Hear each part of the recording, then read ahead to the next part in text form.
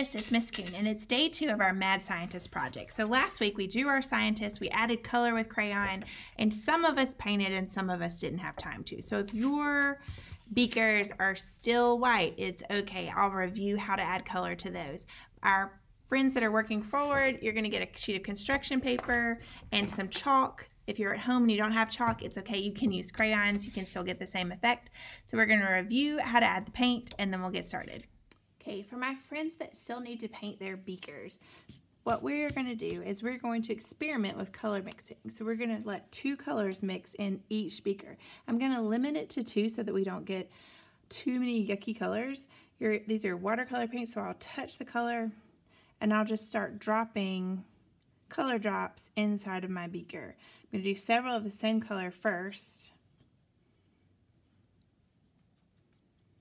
Then I'll wash my brush and I'll get ready for my next color. And what you can do is you can hypothesize, which means to take a scientific guess about what you think is going to happen when you add your second color. So I've got teal and yellow. So I'm going to start dropping yellow in between, and those 2 colors are going to mix.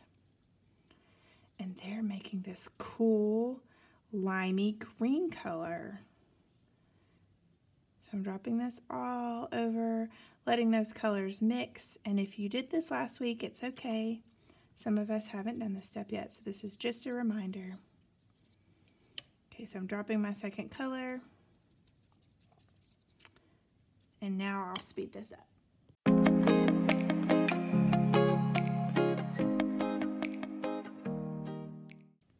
Okay, when you're finished painting, you're going to put your painted work to the side for a moment and get your construction paper.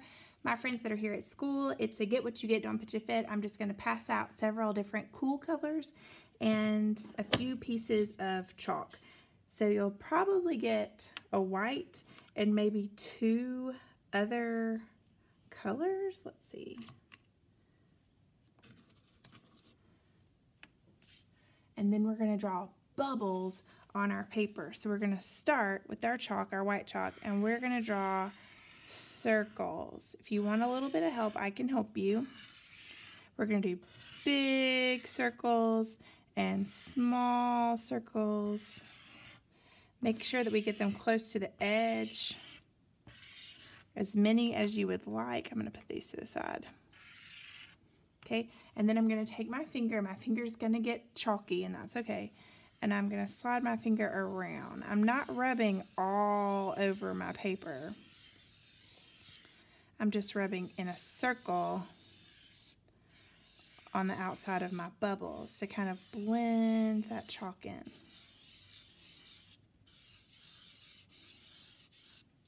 And bubbles are translucent. They reflect colors. So your other 2 colors are going to be our reflection colors. And I'll try to give you something that will complement your paper. So I'm going to start by drawing curved lines that are near the edge, but not right on the edge.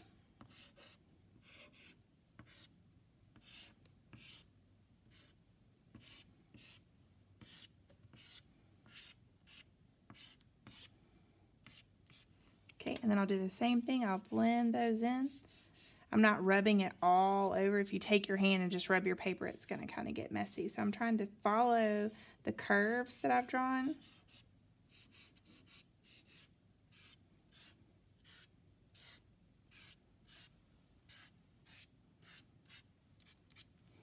Then I'm going to add my second color.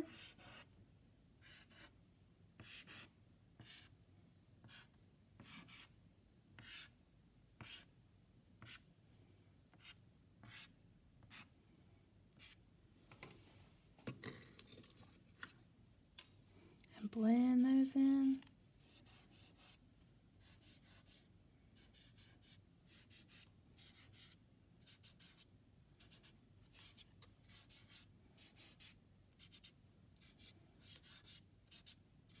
Okay, and I know that your fingers are going to be dirty. It's okay.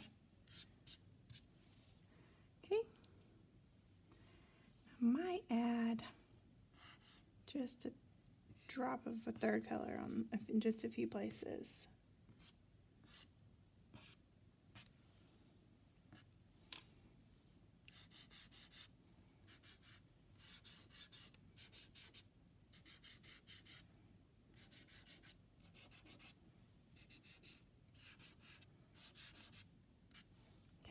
And the last thing that I'll do is I'll draw a few little reflections. And I'm not going to blend those in. Just a few little reflections. And they might look like little triangles shapes, or they might look like little stars. You can do whichever you like best. So I did a little of both, and then I'll stop.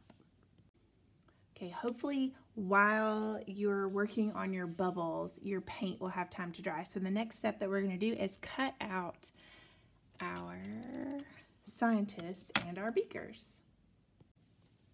Okay, after you've cut out your beakers and your scientists, and they're all separate little pieces, you'll take your bubble paper